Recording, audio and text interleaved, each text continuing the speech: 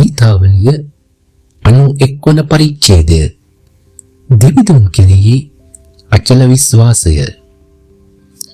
පරමෝත්තමයාණන්ගේ රැකවරණෙහි වසන තැනැත්තේ සෞබලති දෙවිඳුන්ගේ සරණෙහි සුරකිවන්නේය. ඔහු සමිඳුන්ට මෙසේ පවසයි. එතුමානෝ මාගේ රැකවරණේය, මාගේ බලකොටුවය, මාගේ දෙවිදානෝය. මම එතුමන් කෙරෙහි මාගේ විශ්වාසය තබන්නෙමි. එතුමානෝ කපටින්ගේ මලපත් වලින්ද බියකරු ලෙඩ රෝග වලින්ද අප රැකගන්නාසේක.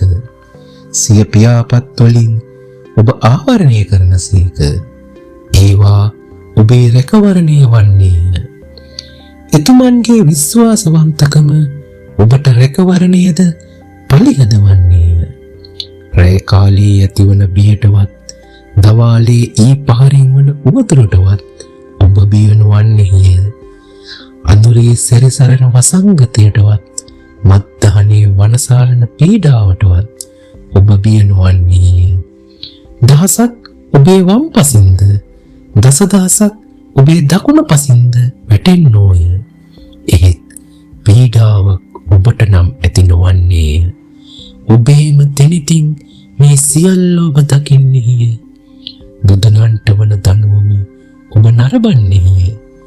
ඔබ සමිදානන් තුළ ඔබේ රැකවරණය දැමුවේය. පරමෝත්තමයාණන් ඔබේ වාසභවනය කරගත්තේය. එවිට ඔබට කිසි උවදුරක් නොවන්නේය. ඔබේ නිවසට කිසියම් වසංගතයක් ලන් නොවන්නේය. ඔබ ගන්නා සෑම පියවරකදී ඔබ රක්නා පිණිස එතුමානෝ සිය දූතයන්ට අනදෙනසේක. ඔබ දෙපා ගල්වල නොහැප්පෙන පිණිස ඔහු සියතින් ඔබ උසුලා ගන්නෝය. ඔබ සිංහයෙකුවත් සර්පයෙකුවත් පාගන්නේය. ඔබ කේසර සිංහයෙකුවත් මකරෙකුවත් පාගා දමන්නේය. සමිදානෝ මෙසේ වදාරනසේක. ඔහු මට ප්‍රේම කරන්නේ නම් මම ඔහුට විමුක්තිය දෙන්නෙමි. ඔහු මාගේ නාමය පිළිගන්නේ නම් මම ඔහු රැකගන්නෙමි. ඔහු මට අය දෙන්නේ නම් මම පිළිතුරු දෙන්නෙමි.